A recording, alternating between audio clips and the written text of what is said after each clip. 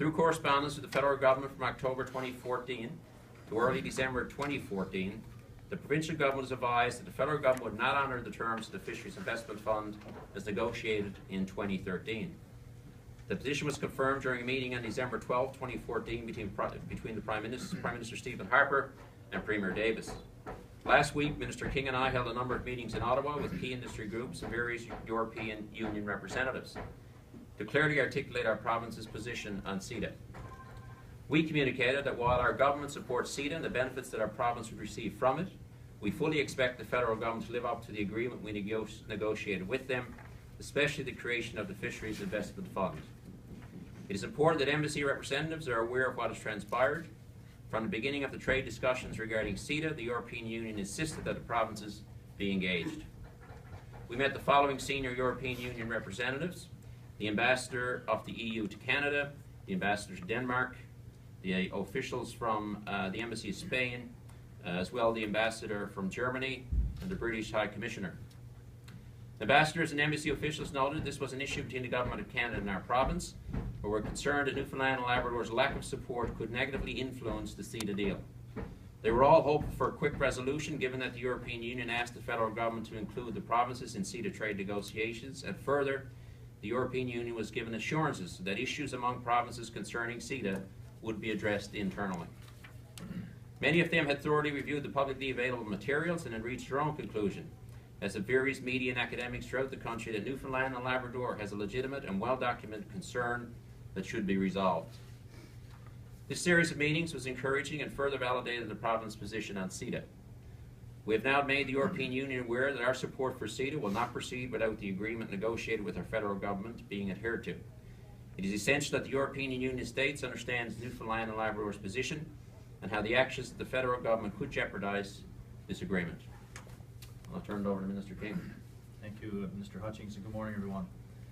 Following Premier Davis's meeting with the Prime Minister in December, the province formally indicated to the federal government, through a letter from my department to the Federal Minister of International Trade, the Honourable Ed Fast, that the province is suspending its participation in and our commitment to be bound by the outcomes of all trade agreements currently under negotiation by the federal government. The province also advised in the same correspondence that should the federal government fail to honour the terms of the June 2013 agreement to establish a fisheries investment fund, the province will reconsider its support for CETA and will communicate this decision to the public, to all European Union member states, industry, and other provinces and territories. It is important and entirely appropriate that the province clearly explain how the federal government's failure to honour the terms of this fund is jeopardizing CETA for all industries, economic sectors, and indeed all Canadian and European Union citizens. It would be inappropriate to keep these groups in the dark about the gravity of this situation.